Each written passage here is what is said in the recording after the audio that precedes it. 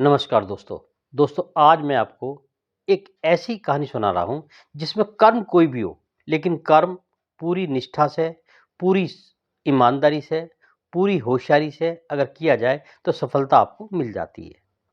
हुआ यूँ कि एक मंदिर था, उसमें कई सारे पंडित थे और जो पंडितों को वेतन दिया जा रहा था, वो ट्रस्ट देता था। एक बार चुनाव हुए और मंदिर के अंदर एक नया ट्रस्टी आ गया। उसने कहा कि जो भी मंदिर के अंदर अशिक्षित ब्राह्मण हैं, उनको बाहर करो। केवल शिक्षित ब्राह्मण ही मंदिर की कार्य प्रणाली को देखभाल करेंगे। उन्हीं पंडितों में एक पंडित था जो कि अनपढ़ था, लेकिन उसकी भगवान में बहुत ज़्यादा आस्था थी और वो मन लगा करके मंदिर की सेवा करता था। उसका काम क्या होता था कि जब भी आरती होती थी मंदिर के अंदर, तो वो घंटी बजाया करता था। और पूरी आरती लय के अनुसार वो गाया भी करता था। लेकिन चूंकि वो अशिक्षित था, इसलिए ट्रस्टी ने उसको बाहर कर दिया, मंदिर से बाहर कर दिया। अब बेचारा बहुत परेशान हो गया। अब जो हुआ क्या, धीरे धीरे जो मंदिर के अंदर लोगों का आना कम हुआ। लोग पहले ज्यादा आते थे, आरती की आवाज सुन करके, घंटे की आवाज सुन करके। तो अब धीरे धीरे मंदिर में लोगों का आना कम हुआ। एक बार शिवरात्रि पड़ी, तो शिवरात्रि में कई सारे जो भक्त लोग आए, तो उन्होंने देखा पंडित जी तो आए नहीं आज। तो उन्होंने पंडित से पूछा बाहर कि पंडित जी आप क्यों नहीं आते मंदिर में घंटी बजाने के लिए। पंडित जी कहने लगे ऐसा है, मैं अशिक्षित हूँ, शिक्षा नहीं हूँ, और इसलिए अगर मैं मंदिर में जाऊंगा तो ट्रस्टी मुझे समझेंगे कि मैं नौकरी के लिए आ रहा हूँ। इसलिए मैंने मंदिर में आना बंद कर दिया है। मैं अपने घर पे ही पूजा पाठ कर लेता हूँ।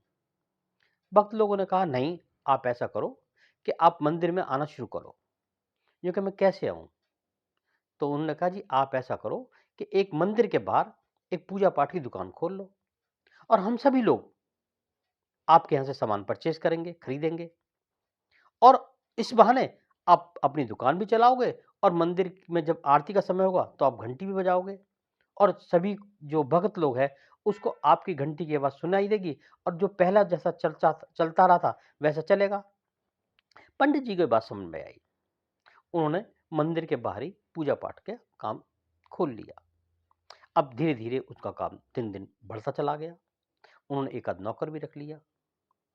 अब हुआ ये कि 1 साल बाद, 2 साल बाद नया ट्रस्टी आया। उसको मंदिर के विस्तार के लिए धन चाहिए था।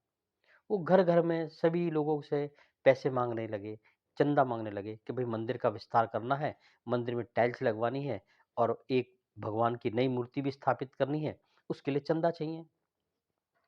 अब सभी लोगों से माँग रहे थे, तो नए ट्रस्टी जो थे, वो सामने वाली जो दुकान थी, पंडित जी की, उस पे भी गए।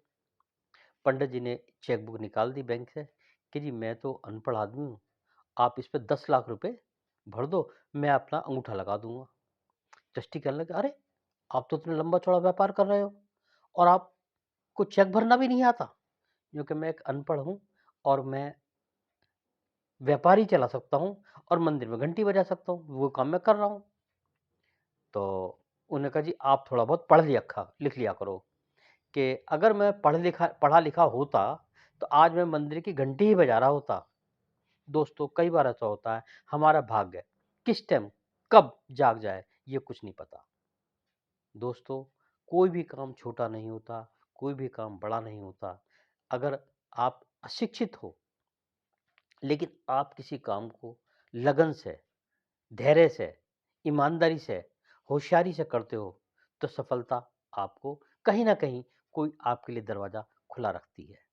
दोस्तों आज के प्रसंग के लिए इतना ही, अगले दिन किसी नए प्रसंग के लिए धन्यवाद।